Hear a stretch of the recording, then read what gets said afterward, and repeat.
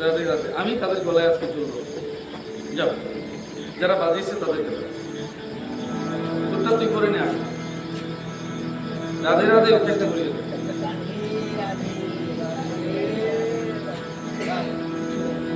রাধে রাধে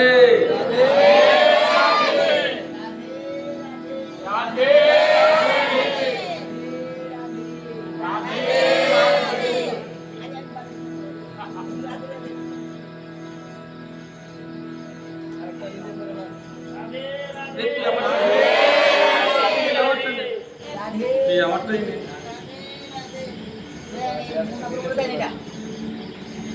রাধে রাধে।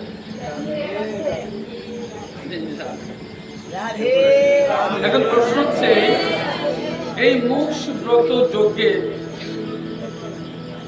কেন দিয়েছি পরে বলছি ব্যাখ্যা। মোক্ষ ব্রত যজ্ঞে মা তোমার জন্য কিন্তু বসছিলাম 6 দিন, আজ বড় কৃপা হয়েছে আমার জন্য না। সবাই মুক্ত, হ্যাঁ সবাই মুক্ত, সবাই দোষ থেকে মুক্ত। ভগবানও বলছে সবাই দোষ থেকে মুক্ত। এতে দোষহীনায় ব্রহ্মণায় প্রিয়ায় চ সাধবে সুচয় পুয়ার ভক্তি সাধুষিতা। সব দোষ থেকে মুক্ত। ব্রাহ্মণ ভক্ত প্রেমী সাধু স্বভাব, অনেক প্রেম কথা বলেছে। আজ শুনতে শুনতে তোমরা একদম গদগদ হয়ে গেছে, অনেক কথা বলেছে। আমি আর বলবো না, আমি দাঁড়িয়ে দাঁড়িয়ে বলবো। আজ তো সাগরে ডুব দিয়েছে, আমি দাঁড়িয়ে দাঁড়িয়ে বলবো। সচ্চরিত্র ব্যক্তি এই তত্ত্বজ্ঞান শ্রবণের যোগ্য পাত্র। যারা তত্ত্বজ্ঞান সাধিত হয়েছে, কিরূপে সমস্ত দোষ থেকে মুক্ত। ও বলেছে যে একবার রাধা নাম করলে দোষ থাকতেই পারে না। অহংকার এবং বিকারাদি, অহংকার যদি কারো এসে থাকে ওকে নির্মূলের একটা উপায় আছে। অহংকার নির্মূলের একটা উপায় আছে। বলে কি সেটা? অহং মানে অহম, অহম মানে আমি, অহংকার মানে আমিকা, আমি রাধা রানী। অহংকার পরিষ্কার। অহংকার মানে অহংকার, অহংকার মানে আমিকা, আমি রাধা রানী। অহংকার পরিষ্কার। মনে রাখবে জগতের কোন অহংকার রাধারানীর সামনে টিকতেই পারে না। কৃষ্ণ ভক্তের অহংকার জন্মাতে পারে, কিন্তু কোন রাধারানীর ভক্তের অন্তরে কোনো দিন অহংকার জন্মাবে না। আমি দৃঢ় নিশ্চয় ভাগবতের সাথে বলছি, কোনোদিন না, কোনোদিন না, কোনোদিনই না। কৃষ্ণ ভক্তের অহংকার জন্মাতে পারে, কিন্তু না। বলে কেন বলছি, উদাহরণ কি? রাধারানী স্বয়ং অভিমান নিয়েছিল যে আমি সবচেয়ে বেশি কৃষ্ণ ভক্ত। তো ভগবান কৃষ্ণ বলেছে ঠিক আছে, হয়ে যাক প্রমাণ। হয়ে গেছে প্রমাণ। রাধারানী অগ্নি সজ্জন করে দিয়েছেন, অগ্নি জ্বালিয়ে দিয়েছেন। ভগবান কৃষ্ণ বাঁশি বাজিয়েছেন, সমস্ত ব্রহ্মাণ্ডকে করে দিয়েছেন তিনি বাঁশি। এই সম্মোহন বাঁশিকে জগৎকে আকর্ষণ করেছেন, এই জন্যই তো। কিন্তু এতটাই বিভোর ছিল যে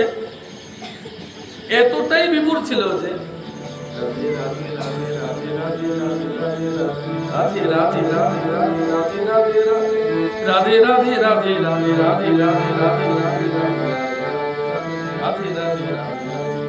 এতটাই বিভোর ছিল যে তার ভেতরে কি হচ্ছে, কি সামনে অগ্নি আছে না সর্প আছে না বেগ্র আছে তার মনে নেই। অগ্নিকে ভেদ করে তিনি কৃষ্ণ সম্মুখে গেলেন। রাধারানীর চোখে জল, রাধারানীর চোখে জল। এই কারণে বলছি, যিনি রাধারানীর পরম ভক্ত, বস্তুত তিনি কৃষ্ণই ভক্ত। যিনি রাধারানীর পরম ভক্ত তিনি বস্তু কৃষ্ণের অন্তরতম প্রাণকে ভালোবাসেন, ভেতরকে ভালোবাসেন। কৃষ্ণ ভক্ত, গুরুদেবের ভক্ত, সে কি পারে কখনো তার গুরুদেবকে একটুখানিও ভুল ক্রমে যদি একটা ছোট্ট শিশুকে যদি এইটুকু আঘাত, চিমটিটাও কেটে যায়, একটা মশাও যদি আঘাত করে, মা দৌড়ে এসে বলে, শোনা বাচ্চা আমার, ওকে মশা কামড় দিয়েছে, এও কি করবে কি না করবে, মশারি টাঙিয়ে দিয়েছে, মলম লাগিয়ে দিয়েছে, কি না করছে, ঠিক তেমনি গুরুকে, গোবিন্দকে, রাধারানীকে যদি একটু তোমার বাক্যের দ্বারা, আচরণের দ্বারা, মনের দ্বারা এইটুকু আঘাতপ্রাপ্তি হয়েছে বলে মনে হয়,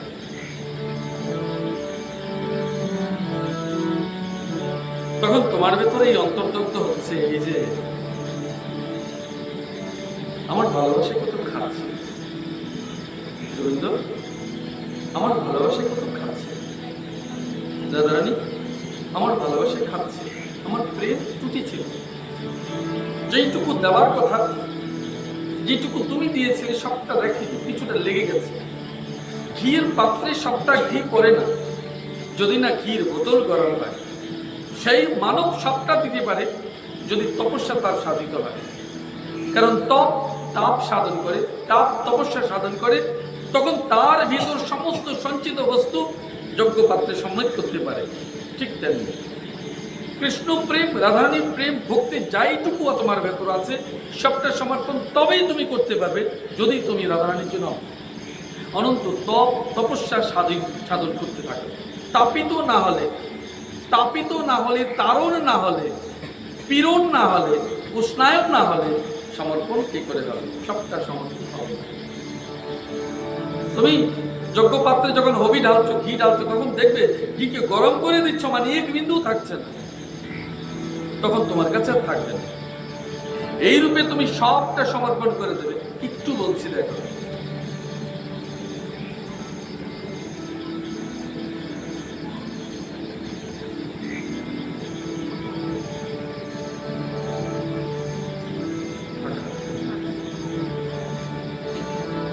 এই তত্ত্বজ্ঞান শ্রবণের যোগ্য পাত্র, সচ্চরিত্র ব্যক্তি তত্ত্বজ্ঞান শ্রবণের যোগ্য পাত্র।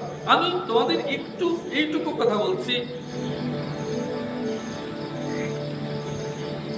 তুমি নিজের থেকে তোমার জীবনটাকেই তুমি চিত্রণ থেকে বন্ধ করে দাও।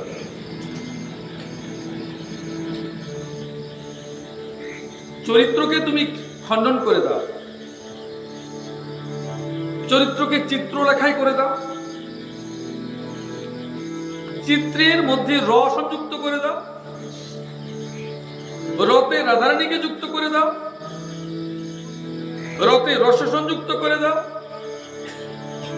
চরিত্রে স্বয়ং রাধারানী প্রবেশ করে গেল, ও শুধু রাগ্য বিরহ নিতে শিখেছে, সে শুধু দিতে শিখেছে, সুতরাং চরিত্র তোমার রাধারানী শুরু হয়ে যাবে। দেখো, ভগবান কৃষ্ণকে এবং রাধারানীকে কলঙ্ক জাগতিক জীব দিয়েছে, পরমাত্মিক জগৎ দেয়নি। ভগবান কৃষ্ণের কলঙ্ক জাগতিক লোক দিয়েছে, পরমাত্মিক লোক দেয়নি, জ্ঞানবান লোক দেয়নি, ব্রহ্মজ্ঞানী লোক দেয়নি, পরম ভক্ত দেয়নি। কে দিয়েছে? অভক্তরা দিয়েছে, অজ্ঞানীরা দিয়েছে, মূঢ়মতি যারা তারা দিয়েছে, দেবতারা তো দেয়নি। কেন নাম বলতে পারবে যে রাধারানীকে গালমন্দ করেছে? তোমরা মা বলনি, কিন্তু ইন্দ্র, ব্রহ্মা এরা তো মাতে বলেছে। যিনি সমগ্র জগতের অধিষ্ঠাতা, যিনি সমগ্র জগতের কল্যাণী, যিনি অন্তরতম স্থান ভগবান কৃষ্ণের, তাকে তুমি কিছুতেই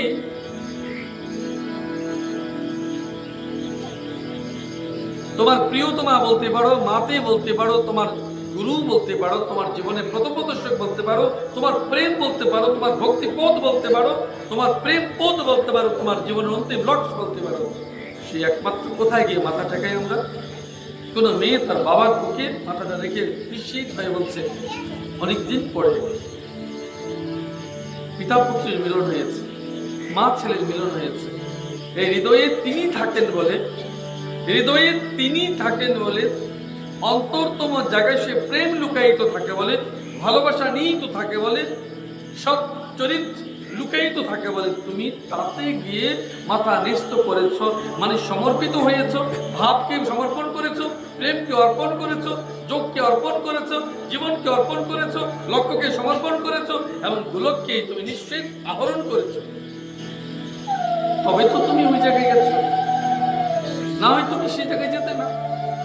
এবার দেখো, রাগানুরাগ ভক্ত শূদ্র ও নারী, রাগানুরাগ শুদ্ধ ভক্ত নারী যদি আমার প্রতি শ্রদ্ধা ভক্তি রাখে, রাগ অনুরাগ প্রেম এবং ভক্তি এবং তার প্রতি আসক্তি, ভগবানের প্রতি আসক্তি, টান রয়েছে, যদি গুরুতে না থাকে টান, হবে না কৃষ্ণে তোমার টান, যদি না থাকে কৃষ্ণে টান, কৃষ্ণে গভীর যে, কৃষ্ণে যে গভীর মনন,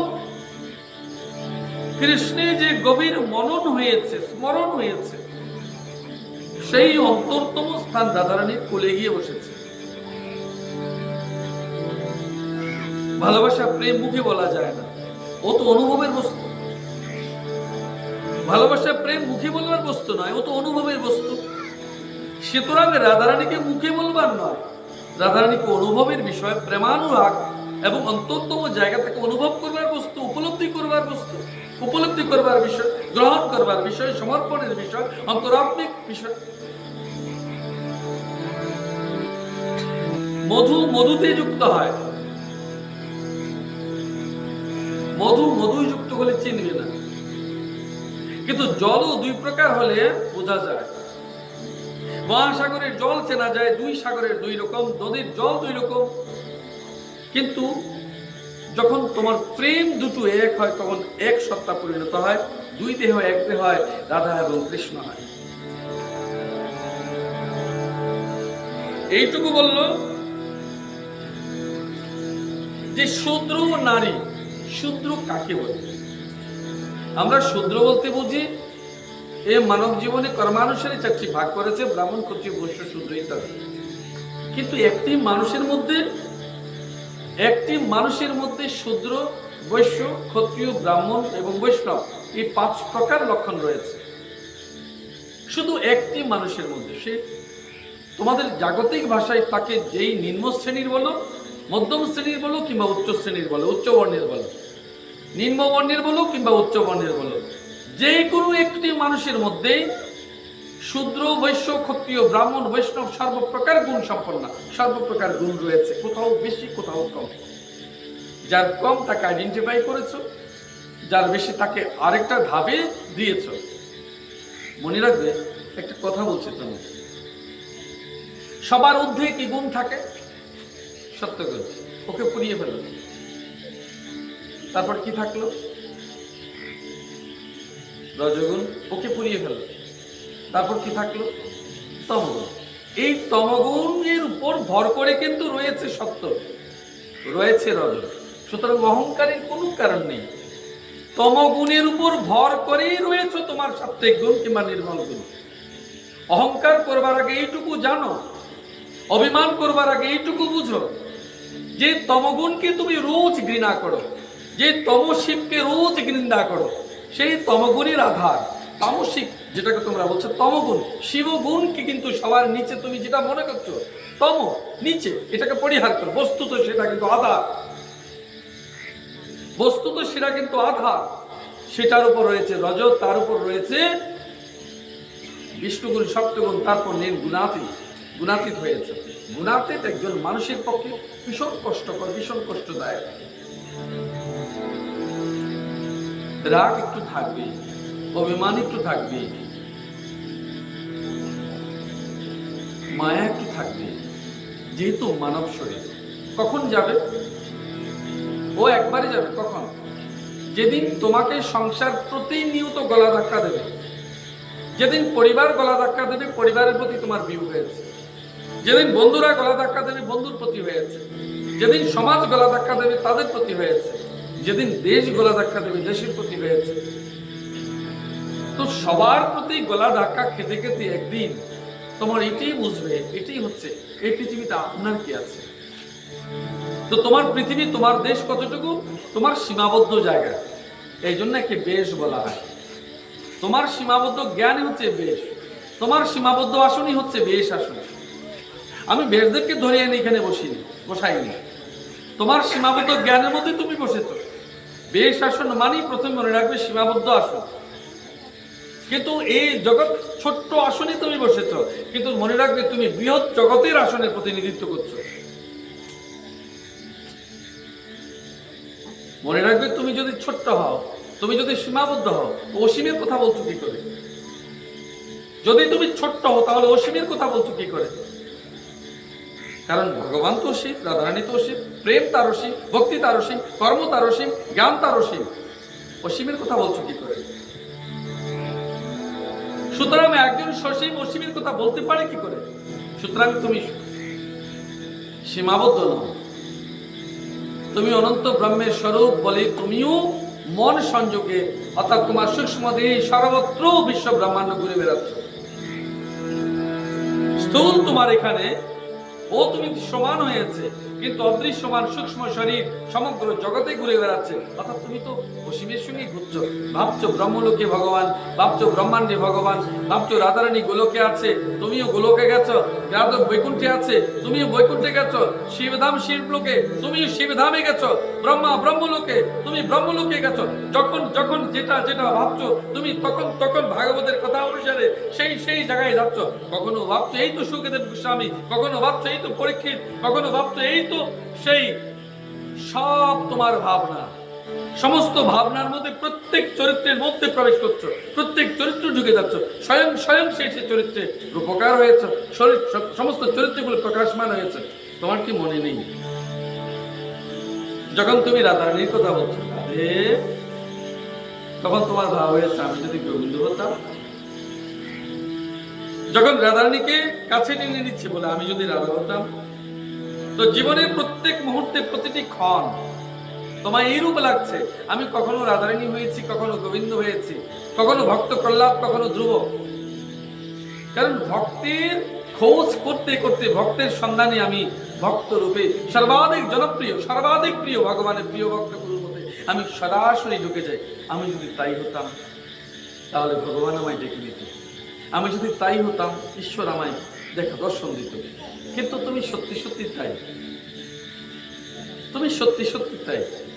এবং সেই সেই সময় সেই সেই ক্ষণে তোমার মানসিক স্তর, সূক্ষ্ম স্তর তোমাকে রাধে রাধে, তোমাকে সূক্ষ্ম স্তরে তোমাকে দর্শন দিয়েছে।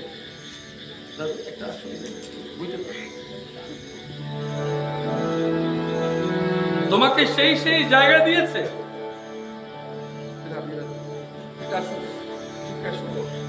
অঞ্জলি আসলে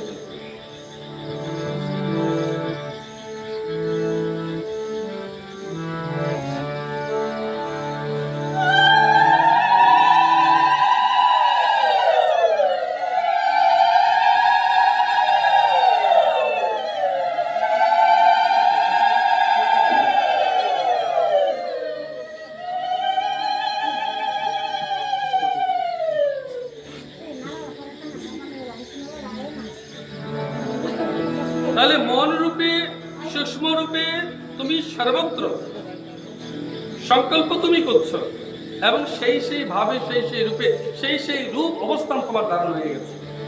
তো তুমি তো ধ্রুব, তুমি ভক্ত প্রহ্লাদ, তুমি অমুক, তুমি তমুক, তুমি সেই সেই রূপ। তোমাকে যখন অভিমানের কথা বলা হয়, অহংকারের কথা বলা হয়, তোমার তখন লজ্জা পেয়ে যাও।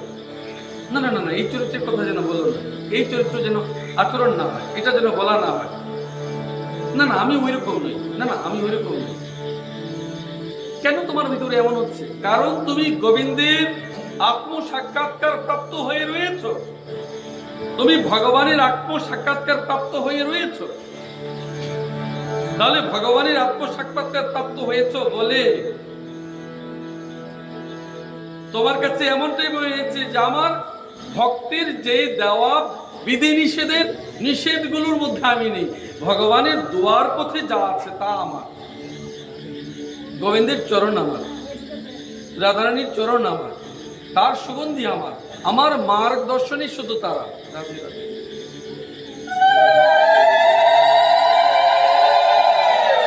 আমার মার্গদর্শনই তারা।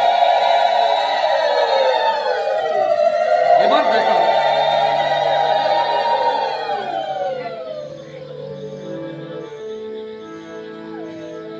তাহলে যদি শ্রদ্ধা এবং ভক্তি রাখে তাহলেও তাদের সেইরূপ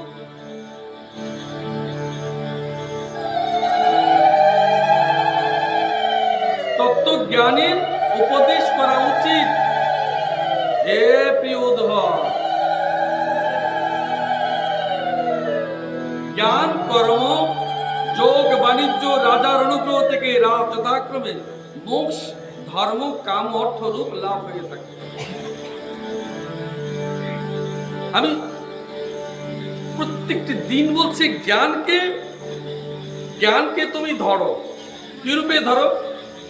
জ্ঞান কি প্রয়োজন আছে? নিশ্চিত প্রয়োজন আছে। আত্মার আলোকই হচ্ছে তোমার জ্ঞান, আত্মার আলোই হচ্ছে তোমার জ্ঞান, আর কোনো জ্ঞান নাই। আত্মা আলোকিত হয়েছে যার দ্বারা, যে বিষয়ে দ্বারা তোমার আত্মাকে আলোকিত করেছে। যখন আত্মা আলোকিত হয়েছে, ভিতর শুদ্ধি হয়েছে, যখন ভিতর শুদ্ধি হয়েছে তখন সত্য গুণ প্রকাশিত হয়েছে।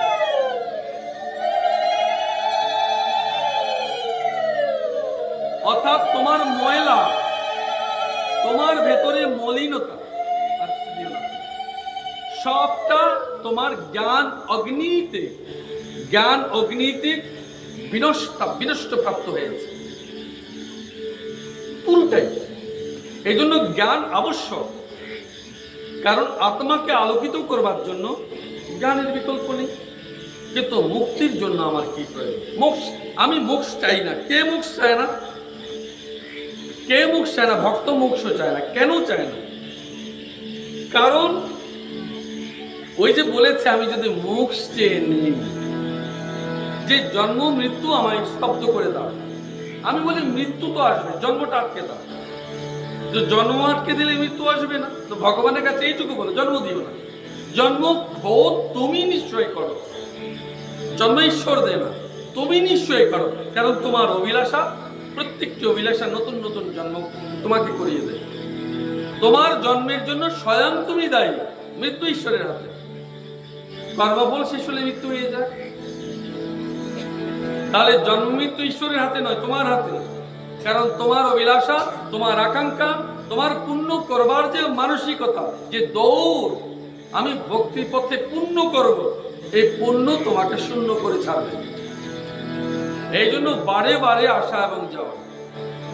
এই কারণেই মহাজনগণ বলেছেন, সাধুজন বলেছেন, বৈষ্ণবজন বলেছেন, মহাপ্রভু বলেছেন, ব্যাসদেব বলেছেন, সুখদেব বলেছেন, সপ্তর্ষি, ব্রহ্মর্ষি, নারদ ঋষি যারা আছে সকলেই শুধু এইটুকু বলেছে, নিষ্কাম ভাবে ঈশ্বর ভজনা করে। ভগবান দোকানদার নয়। আমরা ভগবানকে দোকানদার সাজিয়েছি। প্রভু আমার ওটা দাও, আমায় সেটা দাও, ঘর গৃহস্থী দাও, টাকা দাও, বাড়ি দাও, অর্থ দাও, স্ত্রী দাও, মেয়ে দাও, ছেলে দাও, নাতি দাও, নাতনি দাও। দোকানদারের মতো দোকানে সকালবেলা ঘুম থেকে উঠে ভগবানের কাছে গেলাম, প্রভু আমায় আজকে এটা দাও। তো ভগবান যদি কোনোদিন প্রশ্ন করে, আমায় তো কেউ চায় না, সবাই আমার লব্ধ বস্তু চায়, আমাকে তো কেউ চায় না। মা রাগ করছে? তোমরা অনুভব করো, তোমরা কখনো কি ভগবান চেয়েছো? না ভগবান থেকে জিনিসপত্র চেয়েছো, টাকা করে চেয়েছো, যেটা এই জন্মের পরে আর থাকবে না, ওটাই তো চেয়েছো। আমি তোমায় বলছি, যেহেতু ভাগবতের আজ শেষ দিন, মোক্ষ ব্রত যজ্ঞের আজকেই সমাপ্তি দিন, যে তোমাদের এইটুকু বলছি, কেন ওইসব চাইছো? ভগবানকে চাও। ভগবানকে চাওয়ার পেছনে তোমরা না বৈষ্ণব, তোমরা না ভক্ত, তোমরা না সুচতুর। চতুর মানুষের লক্ষণ কি? ভগবানকে চেয়েছো। দুষ্টবুদ্ধি যেন না, ভক্তিতে যেন দুষ্টুমি থাকে না, ভক্তিতে যেন কোনো প্রকার দুষ্টুমি না থাকে। নটখট রাধারানীর সঙ্গে করো, গোবিন্দের সঙ্গে করো, কিন্তু এইটুকু তোমার সেবায় যেন সেটা হয়। কিন্তু এইটুকু মনে রাখো, আমি গোবিন্দকে চাই। বলে প্রভু কেন? গোবিন্দকে এই কারণে চাই, গোবিন্দের সঙ্গে কে থাকে? রাধারানী থাকে। দূরে নিকটে যেখানেই থাকুক, গোবিন্দের সঙ্গে রাধারানী থাকে। যদি রাধারানী থাকে, মানুষ কি চাই? সদা সর্বদা পেট ভরে খাক কিংবা নাই খাক, ঘুমলো কিংবা নাই ঘুমালো, সে সদা সর্বদা এইটুকু তৃপ্তি, শান্তি, মানসিক প্রশান্তি সে চায়, এইটুকু প্রেম চায়, ভালোবাসা চায়। আমার পরিবার পরিজন আত্মীয় স্বজন আমায় ভালোবাসে। ওটা কোথা থেকে আসবে? যখন গোবিন্দের সঙ্গে গোবিন্দের রাধারানী থাকে। যদি কৃষ্ণকে চাও রাধারানীকে পেলে, যদি রাধারানীকে চাও প্রেম এবং ভালোবাসা তুমি পেলে। এবার রাধারানী যখন থাকলো, রাধারানীর অনুসারী কারা হয়েছে, তার অঙ্গ, তার বিশ্বরূপের স্বমহিমায় কারা রয়েছে, দুর্গা, কালী, লক্ষ্মী, সরস্বতী, সব যোগমায়া পরমা প্রকৃতি এক নিমিষে ভগবান কৃষ্ণের নিমিষ আদেশ মাত্রই যোগমায়া প্রকৃতি সমস্ত কর্মসাধ্য প্রতিপালন করে থাকে। এই যোগমায়া তোমাকে প্রকৃতির বুকে জন্ম দিয়েছে, যোগমায়া তোমাকে প্রকৃতির বুকে স্থান দেবে, বিলীন করে দেবে। যোগমায়ার বরকে স্বয়ং শিব। মৃত্যুর পথে যেতে রাধে রাধে শিবকে বলতে হবে, প্রভু আমায় মুক্ত করেছ তো, আমায় সমাধি দিয়েছ। যদি শিব সমাধি দে তবে মোক্ষে যাবে, যদি শিব সমাধি না দে তবে মোক্ষ পাবে না। বলে শিবকে টেনে আনছেন কেন গোবিন্দের বাজারে? মনে রাখবে, ব্রহ্মা, বিষ্ণু এবং মহেশ্বর এই তিনজন ভগবান কৃষ্ণের গুণাবতার। তিনি আলাদা কেউ নন, তার তিনটি স্বরূপ, তিনটি কর্ম সম্পাদন করেন। এই জন্য তার কাছে বলো, এই জ্ঞান অগ্নিতে সব অন্ধকার এবং তোমার জাগতিক মায়া বিলীন হবে। এই অগ্নি হলে যজ্ঞ কাষ্ঠে সমিত ঝালবার পর যখন ছাই পড়ে, সেই ছাই ব্রাহ্মণকেও দেখবে যে সেই ছাই একটু ঘি রেখে তোমার কপালে তিলক লাগিয়ে দিয়েছে। এই তিলক কেন দিয়েছে? সেই পবিত্র যজ্ঞ ভস্ম তোমাকে পবিত্র করেছে। কাকে কাকে যা তুমি সমর্পণ করেছ, তা দিয়ে নিজে সমর্পিত হয়েছ, তার প্রসাদ রূপ শ্রী গুরুর চরণ থেকে এই পর্যন্ত তুমি তাকে স্নিগ্ধ শান্ত সমর্পিত করে প্রাপ্ত হয়েছ। দিলে যে পায়, যা দিলে পাবে, তা হচ্ছে অপার ভক্তি এবং প্রেম। ভক্তি হচ্ছে পাত্র, প্রেম হচ্ছে তার প্রসাদ। এজন্য ফুল যখন দেবে খালি দেওয়া যায় না পাত্রে। এই অর্পণ করে দিলাম, বেলপত পাতাই দাও কিংবা ফুল দাও, এই অঞ্জলি করে দিচ্ছি, এই অঞ্জলিটুকু হচ্ছে এইটুকু হচ্ছে ভক্তি, আর ফুলটুকু হচ্ছে প্রেম, সমর্পণ, সম্পূর্ণ সমর্পণ। ফুল ছিঁড়ে রাখো না, সবটাই দিয়েছ। ফুল দাওনি, মনকে দিয়েছ। এই রূপে যখন তুমি ঈশ্বরের কাছে যাবে, ঈশ্বরের কাছে কোনো দিনই যাবে না। বলে এই বললেন যাবে, এই বললেন যাবে না, যাবে না। কোথায় যাবে ঈশ্বর? কোথায় পাবে? ঈশ্বর স্বয়ং তোমার কাছে। ভগবান বলেছেন যে আমার জন্য এক কদম যায়, আমি তার জন্য 2 কদম এগিয়ে আসি। তো কে ফার্স্ট হলো? তুমি না গোবিন্দ? গোবিন্দ তোমার কাছে সবার আগে আসবে। চিৎকার করে যখন মা, ছেলে যখন মাকে চিৎকার করে কাঁদতে কাঁদতে এই হেলে দুলে দৌড়ে গিয়ে চিৎকার করে, তখন দৌড়ে সর্বপ্রথম কি ছেলে যায় নাকি মা আসে? মা আসে। তো তুমি তো বলে তো তমেব পিতা মাতা তমেব তমেব বন্ধু সখা তমেব তমেব বিদ্যা তমিনাং তমেব তমেব সর্বং মম দেব দেব। তুমি তো বলছো ভগবান তুমি আমার পিতা, তুমি মাতা, তুমি বন্ধু, তুমি সখা, তুমি আমার সর্বস্বরূপ, সব তুমি। এই গোবিন্দের ছোট্ট স্বরূপটি হচ্ছে, প্রকাশমান স্বরূপটি হচ্ছে জগতের স্থূল, যেখানে তোমাকে নিয়ে যাওয়ার জন্য দাঁড়িয়ে রেখেছে ভক্তি নৌকা। আয় না মা, উঠ বাবা, উঠবি? কোথায় যাবে? বলে এটা গোলকে যাবে। গোলক যাবে তো টিকিট তো লাগে। টিকিট কি? ভক্তি রাজ্যের টিকিট, ভক্তির টিকিট। বলে টিকিটের রং কেমন? ভক্তি রাজ্যের টিকিটের রং কেমন হয়? প্রেম ফুল কেমন হয়? সেই প্রেম ফুলের রং হয়, অন্তর নির্মল হয়। নির্মল মানে শ্বেত হয়। সেই টিকিট নেবে। টিকিট নেবে মানে কার কাছ থেকে আনবে? বলে কাউন্টার থেকে টিকিট আনো। কাউন্টার কোথায়? বলে এই সমাজ জীবনে যে মন্দির করে রেখেছে, গৃহস্থ কোন রেখারে ঠাকুর ঘরে রেখেছে, তার ঘর থেকে ভগবানের কাছ থেকে নিয়ে আয়। সেখানে ইনচার্জ কে আছে? সূত্রধার কে আছে? সূত্রধার আর কেউ নয়, তোমার গুরুদেব আছে। কি বলবে গিয়ে? রাধে রাধে গুরুদেব, ভেবেছি জন্মে বৈকুণ্ঠে যাব কিংবা গোলকে যাব, আমায় যাওয়ার ব্যবস্থা করে। না আমার কাছে টিকিট নেই, না না আমার কাছে টিকিট নেই। তো গুরুদেবের কাছে এসে টিকিট, না না আমি অধিক মূল্যে দেব, না না টিকিট নেই, টাকা দিয়ে কি হবে, টিকিট তো নেই, উপায় বের করতে হবে। তো তুমি কি করেছো? না গুরুদেব, পা ধরে ফেলেছ, না আমি ছাড়বো না, আপনি টিকিট দিতে হবে, আমার যেতেই হবে, না না টিকিট। এবার তুমি চিৎকার করে কান্না শুরু করলে, না গুরুদেব একটি টিকিট দিন। তো গুরুদেব যাচাই করে দেয় সত্যি সত্যি গোলক যাবে, ও হাটে বাজার ব্যবসা করবে না, ও যাবে। আচ্ছা ঠিক আছে যা, কাউকে বলবি না, কিন্তু একটি টিকিট ছিল মাত্র তোর জন্য, যাবে টিকিট। বলছে রাধে রাধে, এবার বল রাস্তায় রাস্তায় গিয়ে বলে টিকিটটা নিয়ে দিবি ওই কন্ডাক্টরের কাছে। সে কে? যিনি তোমার জন্য পুষ্পক্রোধ সাজিয়ে রেখেছিলেন ভক্তি মার্গের সেই নৌকোটি, সেখানে গিয়ে মাঝি লোক রূপী লগি রূপ প্রেম কাঠি, যে তোমার এই মহাসাগর পার করাবে, গিয়ে বলবে দেবে টিকিট। বলে এনেছ? বলে এনেছি। কি? বলে টিকিট লাগবে না, তুমি যে এসছো সাথেই বুঝে গেছি তোমার গুরু প্রদত্ত ভক্তির টিকিট তোমার মিলে গেছে। বলে কি করে মিলেছে? ভক্তের লক্ষণ কি? ভক্তের বাইরের লক্ষণ লক্ষণ নয়, অন্তরের লক্ষণ লক্ষণ। দেখা মাত্র তুমি বলেছো রাধে রাধে, হটকারিতা নয়, শট কপটতা নয়, তোমার দৃষ্টি, তোমার সরল দৃষ্টি, তোমার মুখমণ্ডল বলে দেবে তুমি গোবিন্দ গোবিন্দ বলেছ, রাধে রাধে বলেছ, প্রকৃতই বলেছ নাকি অপকৃতই বলেছ। তোমার কর্ম, তোমার পরিচালন, তোমার জীবন পথ, তোমার ভক্তি পথ, তোমার যাত্রা নিশ্চিত করে দেবে তুমি কপট করেছো না, ছল করেছো না, সত্যি পথে যাচ্ছ, ও বলে দেবে। এই ভক্তি নৌকায় পার হতে গেলে তুমি শুধু এইটুকু বলবে রাধে রাধে রাধে রাধে রাধে রাধে। এই জপ তুমি নিরন্তর করবে, তো করলে ওই পড়বার বই থাকবে না, ওই তোমার জীবন ব্যালেন্স ভারসাম্য তৈরি করবে।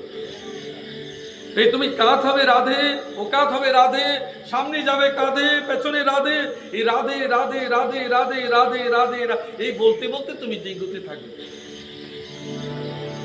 আসলে বস্তু তো তুমি এক জায়গায় আছো, স্থূল দেহ এখানেই আছে, তোমার সূক্ষ্ম চৈতন্যময় দেহ ঠিক রাধারানীর দরবারে চলে গেছে, ওটাই যাবে, ওটাকে নিয়ে যাবার জন্য অন্তরাত্মিক দৌড়, অন্তরাত্মিক প্রচেষ্টা এবং নিচ থেকে ভেতর থেকে যাত্রা।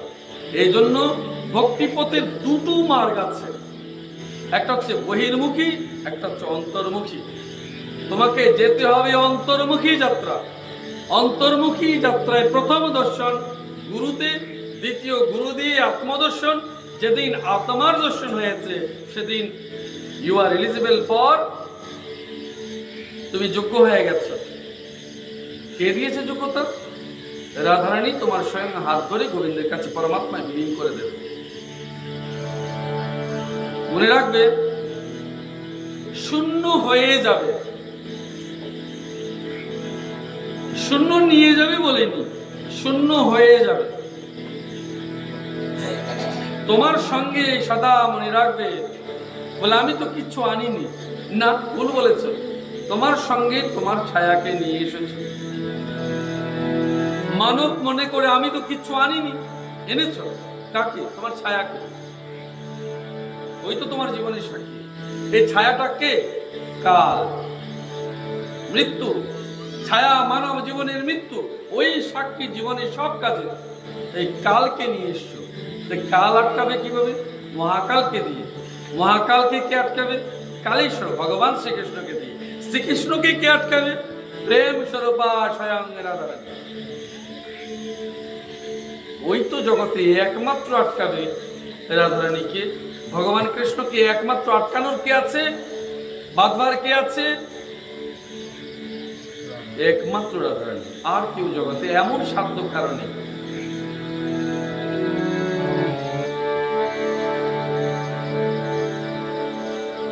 আর একটু শুধু আর বলবো না, কারণ সারা দুপুর থেকে চলছে আজকে। মোক্ষ এবং ধর্ম, কাম এবং অর্থ, ধর্ম সবাই বলে ধর্ম করি ধর্ম করি ধর্ম করি। ধর্ম কিসের উপর দাঁড়িয়ে? ধর্মের কয়টি পা? চারটি পা। কিসের উপর দাঁড়িয়ে? ধর্মকে যদি আমি বিশ্লেষণ করে দেখি, ধর্ম প্রকারান্তরে কর্তব্য। ধর্ম প্রকারান্তরে কর্তব্য। কর্তব্যই যদি মানব জীবনে না থাকে, কিসে কিসে কর্তব্য? পরিবারের প্রতি কর্তব্য, সমাজের প্রতি কর্তব্য, রাষ্ট্রের প্রতি কর্তব্য, এবং তোমার স্বয়ং নিজের প্রতি কর্তব্য। যদি তোমায় ঠিক আছে তুমি আমার মাটির উপর সাধন করতে পারবে না, রাষ্ট্র বললে এই মাটি তুমি ব্যবহার করবে না, তবে মন্দির কোথায় পাবে? মাটি কোথায় পাবে? তো সবার আগে কি প্রয়োজন ছিল? মাটি। মাটি কার কাছে? রাষ্ট্রের কাছে। এই জন্য রাষ্ট্রের সেবা প্রয়োজন। এবার মাটি পেয়েছ, মাটি পাওয়ার পর তোমার আসছে কারা? সমাজ। এই সমাজের সেবা লাগবে। ওদের সেবা না দিলে ওরা আসবে কেন? দিতে তোমাকে হবে, কারণ তুমি বিদায় নেবে, কারণ তুমি হয়েছ চৈতন্য, কারণ তোমার হয়েছে চেতনা। যাদের চেতনা হয়নি তাদের দায়িত্ব নেই, যাদের চৈতন্য হয়েছে, চেতনা হয়েছে, তারই কর্তব্য এবং দায়িত্ব সব তার। গালি তার, মন্দ তার, দোষ তার, নিন্দা তার। মানব দেহ যতদিন, নিন্দা দোষ ততদিন। মানব দেহ বিলীন, নিন্দা দোষ বিলীন, কারণ তুমি যা শুনতে পাবে না। ও লিপিবদ্ধ থাকুক কিংবা নাই থাকুক, ইতিহাস বলবে, ইতিহাস বলবে। সুতরাং সমাজের প্রতি কর্তব্য এবং মাটির প্রতি কর্তব্য সবার পরে। তোমাকে যে প্রতিপালন করেছে, এই দেহ যাকে যারা দিয়েছে, তুমি ভেবেছো তুমি না করে পালিয়ে যাবে, পারবে না। পালাবে কোথায়? ধরে বেঁধে নিয়ে আসবে। কোথায়? কর্মফল। কর্মফল তোমার হাত পা বেঁধে তোমাকে পুনর্বার দাঁড় করিয়ে দেবে। পিতৃঋণ মাতৃঋণ শোধ কর, ঘরের জন্য আবার আসবে। পিতৃঋণ মাতৃঋণ শোধ করবার জন্য করতেই তোমায় হবে। এই কারণে আমি একদিন বলেছি, আজও বলছি আবার, যে আমরা পূর্ব জন্মের ফল, লেনদেনের ফল স্বরূপ এই জন্মে আত্মীয় স্বজন, স্বামী, পুত্র, স্ত্রী ইত্যাদি পেয়েছি। কিসের লেনদেন? কর্মফলের লেনদেন। পূর্ব প্রারব্ধের লেনদেন স্বরূপ হয়েছে মানব জন্মের বর্তমান আত্মীয় স্বজন, পিতা মাতা, পুত্র, স্ত্রী, কন্যা, এইসব সম্পর্ক। পরিবারের ধর্ম, পিতা মাতার সেবা গেল। ও বাদ না দিয়ে, ও বাদ দিয়ে তুমি পারবে না, ও জীবন আটকে যাবে। করতে পারো, এই জন্মে তুমি অনেক করতে পারো, কিন্তু কাজ কিচ্ছু হবে না। ধর্মপথ তোমাকে আটকে দেবে, কর্তব্যের পথ তোমাকে আটকে দেবে।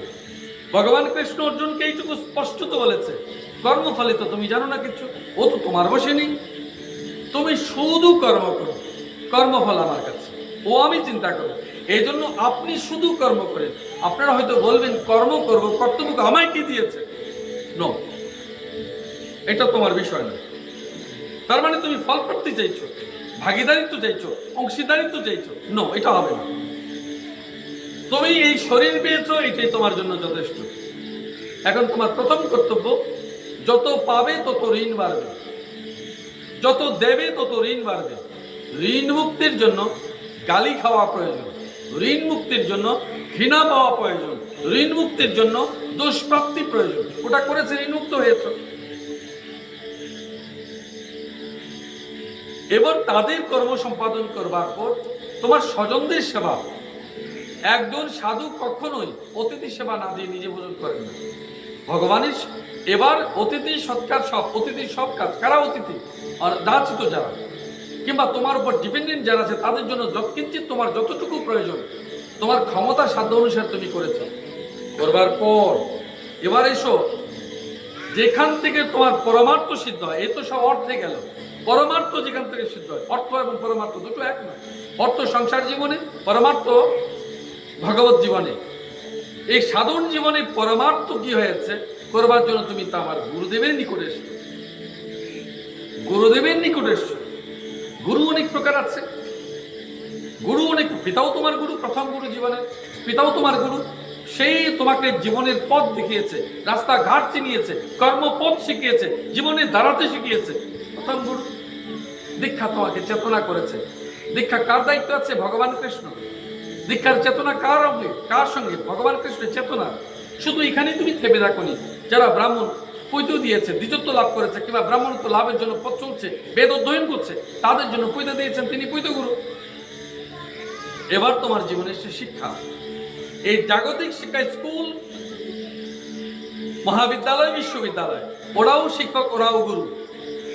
মনে রাখবে, কিছুতেই তারা কম গুরুত্বপূর্ণ নয়। আধ্যাত্মিক স্পিরিচুয়াল জীবনে যা, জাগতিক জীবনে তা, প্রত্যেকের দায়িত্বে অটল, অবিচল এবং সমান গুরুত্ব। সমান গুরুত্ব, কোনোটা কম নয়। কাউকে খাটো করে দেখা মানি আধ্যাত্মিক জীবন, স্পিরিচুয়াল এডুকেশনটাই সবচেয়ে বড়, জাগতিক এডুকেশনটা সবচেয়ে বড় নয়। এই দুটো ভাবনা যার ভেতরে আছে, দুরকম ভাবনা যার ভেতরে আছে, এবং কেউ স্পিরিচুয়াল গুরুদেব যদি মনে করেন যে ওটা নেগলিজেবল, এটাই মেইন, আবার এদিকে ওইদিকে তারা যে আধ্যাত্মিক জীবনটা নেগলিজেবল, এটা মেইন, ও দুটোকেই মূর্খ বলে জানবে। ওদের জীবনে ভারসাম্য নেই, ওদের জীবনে গোয়ার্তমি এবং একঘেয়েমি আছে। ব্যালেন্স তৈরি করবে জীবনে, ব্যালেন্স তৈরি করবে জীবনে। জাগতিক শিক্ষার প্রয়োজন অবশ্যই আছে, অবশ্যই জাগতিক শিক্ষা তোমার জীবনে প্রয়োজন আছে। ও শিক্ষায় শিক্ষিত যেমন হবে, তেমনি অন্তরাত্মিক পবিত্রতার জন্য, মনের শান্তি পবিত্রতার জন্য, জীবনকে অতিবাহিত করবার জন্য, দুঃখ যন্ত্রণা ভোগকে নিয়ন্ত্রণ করবার জন্য, জীবনকে অতিবাহিত করবার জন্য তোমার স্পিরিচুয়াল আধ্যাত্মিক শিক্ষা প্রয়োজন আছে। ওটা শিখবে জাগতিক স্কুল থেকে, ওটা শিখবে আধ্যাত্মিক গুরুদেবের কাছ থেকে। আধ্যাত্মিক গুরুদেব তোমাকে ভগবতমুখী করবে, জাগতিক স্কুল শিক্ষক তোমাকে জীবনমুখী করবে। এই জীবনমুখী যেখান থেকেই চলছে, ও দুটো সমান্তরাল চলে। একটা সংসার জীবন চলছে, সংসার জীবনের থেকেই ঊর্ধ্বে উঠে পরিবার পরিজনকে নিয়ে আধ্যাত্মিক জগতের সুখ শান্তির জন্য এই প্রণাম, নিবেদন, অর্পণ, দেশ সেবা, মাতৃসেবা, যুব সেবা, এই সমস্ত সেবার ভাবটা স্পিরিচুয়াল জগৎ থেকে আসছে। ও তুমি করে যাবে, করতে করতে যে গুরুর প্রতি, জাগতিক গুরুদেবের প্রতি যেমন তোমার কর্তব্য আছে, সমীহ আছে, তেমনি আধ্যাত্মিক গুরুদেবের প্রতি তোমার দায়িত্ব, কর্তব্য রয়েছে। এই দুটো কর্তব্য নিভাতে নিভাতে একদিন দেখবে তুমি নিঃস্ব হয়েছো, মৃত্যুর কোলে এসছো। এই যেদিন মৃত্যুর কোলে এসে দাঁড়িয়েছ, পেছন ফিরে তাকিয়ে দেখো যে জীবনটা শুধু কর্তব্য করতে করতে শূন্যে দাঁড়িয়েছে। কি পেয়েছো ওটা হিসেব করো, কারণ তোমার তাতে গোড়াগু আসবে, দুঃখ লাগবে, আমি কিছু পাইনি। মনে রাখবে, পেয়েছো অনেক, ছোট্ট ছোট্ট প্রেম, ছোট্ট ছোট্ট ভালোবাসা, ছোট্ট ছোট্ট সহানুভূতিতা, ছোট্ট ছোট্ট সহমর্মিতা, জীবনের হাত ধরে হাঁটা, ওই সমস্ত ছোট্ট ছোট্ট গুলি একদিন প্রারব্ধ রূপ হয়ে জীবনের অপর পারে গিয়ে সঞ্চয় হয়ে যাবে, যদি তুমি অপর পার মেনে থাকো। এটাই মানব জীবন। পাহাড়ে যখন উঠেছে নিশ্চিত জানবে ওপারে গেলেই তোমাকে নামতে হবে। পাহাড়ে যখন উঠেছ নিশ্চিত জানবে উপরে উঠার সঙ্গে সঙ্গে তোমাকে নামতে হবে। আর যদি নেমে গেছো মনে রাখবে আবার তোমায় উঠতে হবে। সুতরাং এই হচ্ছে মানব জীবনের শেষ প্রান্তে এসে তুমি শূন্য রিক্ত যখন হবে, যখন প্রত্যেকটা জীবনের সেবা দেবে। আমরা স্কুলে যখন যাই একটুকু বলি, মাস্টারমশাই ডেকে বলেছে, বাবা তুই যদি স্টেন করতে পারিস, ডিভিশন পেতে পারিস, এত পার্সেন্ট পেতে পারিস, তবে আমার স্কুলে শোনা হয়েছে তুমি ভুলে গেছ যে তুমি তোমার জন্য করোনি, তুমি স্কুলের জন্য করেছো, শিক্ষক মশাইয়ের জন্য করেছো। আধ্যাত্মিক জীবনে যেদিন গুরুদেবের কাছে এসছো, বাবা হে মা, যদি সত্যি তুমি ভগবত দর্শন পাও, তবে আমি যে আমার যে হৃদয় অনেক বড় হয়ে যাবে, আমার শিষ্য মহান হয়েছে, মহান ব্রতী হয়েছে, মহাত্মা হয়েছে। প্রত্যেক গুরু গৌরবান্বিত হয়ে যায়, তেমনি সেই দেশ গৌরবান্বিত হয়। তোমার মতো পুত্রকে পেয়ে, তোমার মতো সন্তানকে পেয়ে দেশ গৌরবান্বিত হয়ে যায়। ওরা জীবনমুখী হয়েছে, ওরা ভগবতমুখী হয়েছে, ওরা মানব কল্যাণ করেছে, ওরা মানুষ সেবা করেছে। আজ মোক্ষে ব্রতের দিনে এইটুকু হচ্ছে আমার অন্তিম নিবেদন। আমি মানুষ হলাম, আমি মানুষ হব, আমি মানুষ করব এবং ভগবত চরণে অর্পিত হব। মানব কল্যাণ সেবা করতে করতে ভগবত সেবায় নিজের জীবনকে উৎসর্গ করব। রাধে রাধে।